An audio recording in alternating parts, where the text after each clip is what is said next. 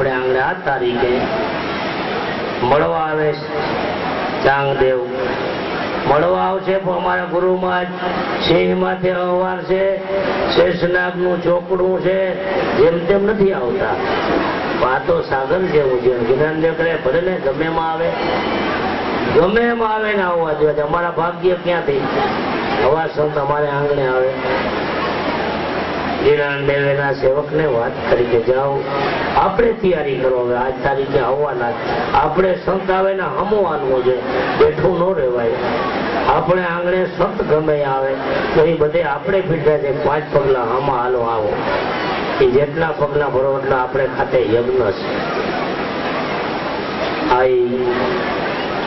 સેવક ને કીધું જ્ઞાનદેવ કે જાઓ આવું બેઠો છે, શ્રીફળ મેલો, ઘીનો દીવો કરો, ફૂલનો હાર મેલો. આપણે હમા આવશે ને આપણે હમયું કરવું તો આપણે હમા હાલો. જ્ઞાનદેવ ઓટામાંથી બેઠા હતા, ઓટો હાલતો, જળ હાલતું. એના સેવક હમા આવ્યા કે બાપુ તમે તો ચેતન માથે છો, સિંહ તો જેમણો દોરો હાલે તો જ્ઞાનદેવ નો ઓટો આવેલો હવે, ઓટો આવેલો હવે. જોગમાં ભેરા થયા, ત્યાં ગર્વ ઉતરી ગયો.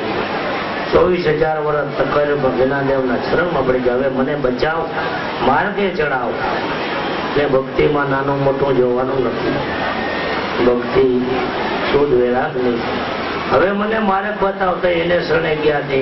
24,000 વર્ષ તપ ગયેલો જ્ઞાનદેવ એને માર્ગ છે. એ હાજા માર્ગનો એને રસ્તો જીવ્યો. તો નાનું મોટું જોવાનું નથી. ભજન એવા ભાવથી કરો. દર બીજે આવતા જાઓ. ગુરુ વચન લઈ જાય ને તનવરા સુધી ના આવે તો ગુરુ વચન કેવું કહેવાય? વરામાં એક વાર તો વચમાં આવી જાય કે ગુરુ શરણે ગયા છે, ગુરુ વચન લીધું છે. ઘણા લઈ જાય કે અમારે ગુરુ નામ નોંધાવી દેજો. પણ ગુરુ વચન લીધા પછી એનું પાલન કેમ કરવું એને નથી ખબર. બજાર એ ગુરુ નું વચન લીધા પછી આ 5 વસ્તુ ગુપ્ત છે. ઘીમાં દૂધમાં ઘી છે દેખાતું નથી, પણ એનું વલણ કરવું પડે. એમાંથી જાગૃત ઘીની થાય. દૂધની માં ઘીની સુગંધ ના આવે તો છતાં એનું મંથન કરીને આપણે ઘી કાઢીને દીવા પ્રગટ કરીએ છીએ.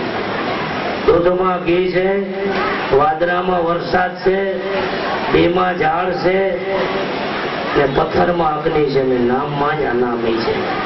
આ 5 વસ્તુનું સેવન કરવું પડે. ગુરુ વચન લીધે વાયડા નથી, આનું સેવન કરવું પડે. જેમ દૂધમાંથી ઘી કાઢે ને એમાં નામમાંથી અનામીને પ્રગટ કરવો પડે. બાપા ગુરુ વચન તો અમે લીધું છે નહીં, એની જાગૃતિ થાય. પથ્થરમાં અગ્નિ ભૂતકાળો તો પ્રગટ થાય. બી અવરું ગોળનું કે ઘીવડાનું વાવ બને સેવો, ખાતર નાખો એટલે 2 મહિનામાં ઘીવડા મળે લેવા. આ પ્રમાણ તો ગુરુ વચન લઈ ગયા પછી 5-5 વર્ષ થાય તો એની જાગૃતિ કેમ નથી આવતા? શું આપણે કરી? ગમે વૃક્ષની સેવા કરો તો એ પ્રમાણ બતાવે છે કે આની સેવા કઈ આપણે ફર્જ. આ 5 વસ્તુ ગુપ્ત છે. દૂધમાં ઘી, વાદળામાં વરસાદ, બીજમાં ઝાડ ને પથ્થરમાં અગ્નિ ને નામમાં આનંદ. ગુરુના નામમાં એટલો પાવર છે તે બધા હજુ નથી. એથી વસ્તુ કોઈ મોટી નથી. એથી વસ્તુ કઈ મોટી નથી. રવિ સાહેબ ને ફૂલ સાહેબ કાયમી સત્સંગમાં બેસતા. રવિ સાહેબ કિમસમ ને ભાણ સાહેબ અમરેલીમાં ભજન કરતા. કાયમી સત્સંગમાં બેવું, કાયમી. આપણે ઈ માર્ગે આપણે જઈ છો, જોજો. બીજો માર્ગ બધા ઈ જ માર્ગ હતો ને આપણે ઈ જ માર્ગ. આ મારે એક અનેક નરસિંહ દાસ કાયમી સત્સંગ કરતા. એમાં ઉપરથી કાશીથી દ્વારકા, કાશીથી સંઘ આવ્યું એના ગામમાં માધરમાં. આ સત્સંગ કરતા હતા. 1:30-2 વાગે આવ્યા ને પૂછ્યું કે અમારે આ કોઈ પાદરમાં ભેરા ત્યાં રાત્રિ શો રહેવો. બીજા કીધું ભાઈ આ ગામમાં 2 વાગ્યા સુધી તમે જાઓ. ભાણ સાહેબ ને રવિ સાહેબ ને કેમ સાહેબ ઈ સત્સંગ કરતા જાગતા હોય. આ ગામ માટે 2 વાગે કોઈ ન જાગતું હોય. અહીંયા અમારે રાત્રિ શો રહેવો છે. અમે 20 જણા છે. માતાએ ભેરા છે, ઠાકોરજી ભેરા છે. ખાલી આરામ લેવો છે. એક છેલ્લા થોડો હાલતા કાઢી દેખાડી ગયો ના તો સત્સંગ હાલતો હતો કોઈ દી સવાર થાય કોઈ દી 2 વાગે કોઈ દી 1 વાગે કાંઈ મહિને માટે સંઘ પહોંચ્યો આવો આવો જય ગુરુ મહારાજ જય ગુરુ મહારાજ જય શ્રી કૃષ્ણ જય શ્રી કૃષ્ણ બેઠો બેઠો બાણ સાહેબ પૂછ્યું તમારે આરામ લેવો છે કે 2 ઘડી સત્સંગમાં બેહવું છે અમારે તો હજી 2 છીએ અમારે કાયમી સત્સંગમાં બેહવું છે તો આ ભાઈ કે ભાઈ તો અમે બે હાલો ને આપણે 2 ઘડી લાભ તો લઈ આ વિષ્ણુ વાણિયા હતા આ ભજન વાણિયા ભજન કરતા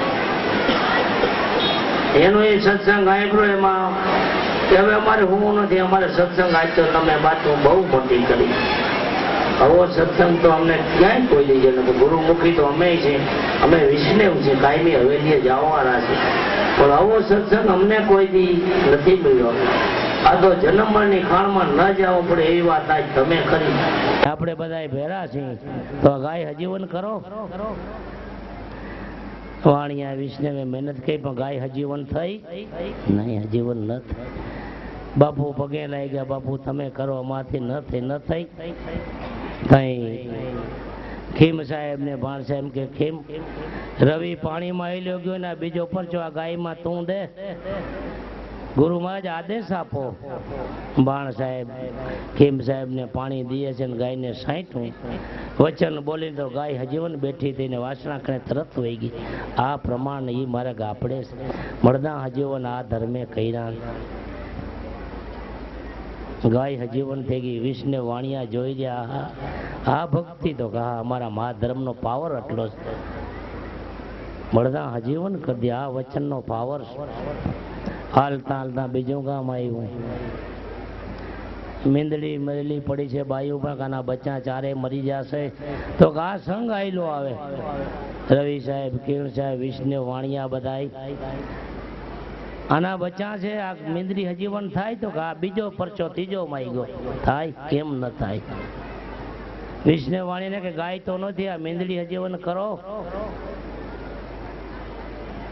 વાણિયા એની રીતે વિષ્ણુ મહેનત કરી પણ હજીવન થઈ નહીં હો તઈ ભાણ સાહેબ ચેલાનો ઉપદેશ માગે છે કે હવે મને પાવર દિયો આ ફેર મારો વારો આ મીંદડી હજીવન કરે પાણીની અંજની દીદી બે સેવક એને ગુરુ મહારાજે સાઈઠું મીંદડી હજીવન થઈને એને ઘરે લાટ પચા માથે વહી ગઈ આ પ્રમાણ સંતોના છે બાપા આવા આવા પરચા પ્રગટ એ અમરેલીમાં આવી ને ભાણ સાહેબ કીધું કે હવે સમાધિની તૈયારી કરો પ્રમાણ બતાવ્યા પછી સંત જાજાદી રીએ નહીં તણે એ પ્રમાણ બતાવ્યું આ મહાધર્મ ઈ માર્ગે આપણે આવેલા છે તો આપણામાં પ્રમાણ માગશે તો વિચાર કરજો કે આપણે એવી ભક્તિ કરો કેમ નીંદર આવે જે વસ્તુને આપણે ગોતવા ગયા એ વસ્તુ ન જડે ત્યાંથી હક કેમ થાય તો મહાધર્મને આપણે વહેલા આવા સંતોના પ્રમાણ પરચા છે તો આપણે ભજન કરવું ભજન કરાવવું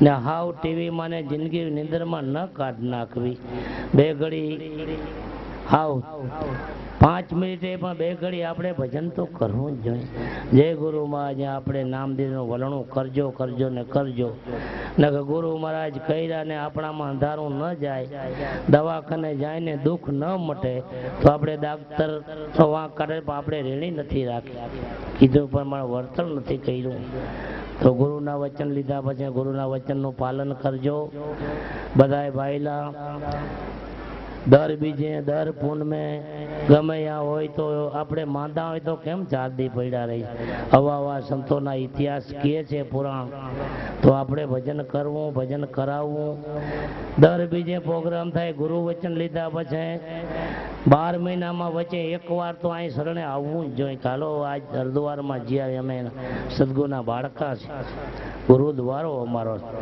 2 વર્ષ સુધી તમે ગુરુ વચન લ્યો ને અહીં ના આવો તો એ ગુરુ વચન શું કામનો હે શું ગુરુને શરણે ગયા ચારા કરવા આપણે આવ્યા માનો એવું ન ન કરશો. ગુરુ લીધે ભાયડા નથી, પણ એનું સ્મરણ, એનું વર્ણન કરજો. જેમ દૂધમાંથી ઘી કાઢવું છે, પથ્થરમાંથી અગ્નિ છે, બીમાં ઝાડ છે ને નામમાં અનામી છે ને છે, એનું વર્ણન કરજો. બધાએ ભાઈલાઓને આનંદથી ને જય ગુરુને શરણે ન ગયા ગુરુને શરણે જાજો. ગુરુના શરણ વિના મુક્તિ નથી નથી ને નથી. સંતો તો અહીંયા સુધી કહે કે જ્યાં સુધી ગુરુને શરણે ન ગયા હોય એનું દાન કરો તો એ નથી પહોંચતું. ગુરુને શરણે ગયા વિના ગમે સારું કાર્ય કરો તો અશુદ્ધ થાય. ગુરુ વિના મુક્તિ નથી નથી ને નથી. જય હો સીતારામ તમારી ધૂન લાગી. જય હો સીતારામ તમારી ધૂન લાગી. જય હો સીતારામ તમારી ધૂન લાગી. જય હો સીતારામ તમારી ધૂન લાગી. તારી ધૂન લાગી પ્રભુ તારી ધૂન લાગી. તારી ધૂન લાગી પ્રભુ તારી ધૂન લાગી. સીતાજીના પ્યારા તમારી ધૂન લાગી. સીતાજીના પ્યારા તમારી ધૂન લાગી. સંત રાજા રામ તમારી ધૂન લાગી. સંત રાજા રામ તમારી ધૂન લાગી. તારી ધૂન લાગી સંત તારી ધૂન લાગી. તારી ધૂન લાગી સંત તારી ધૂન લાગી. લીંબા ભાઈ પિતા તમારી ધૂન લાગી. લીંબાભાઈ પિતા તમારી ધૂન લાગી. પાસીબાઈ માતા તમારી ધૂન લાગી. પાટીબાઈ માતા તમારી ધૂન લાગી. તારી ધૂન લાગી વાલબાઈ માની ધૂન લાગી. તારી ધૂન લાગી વાલબાઈ માની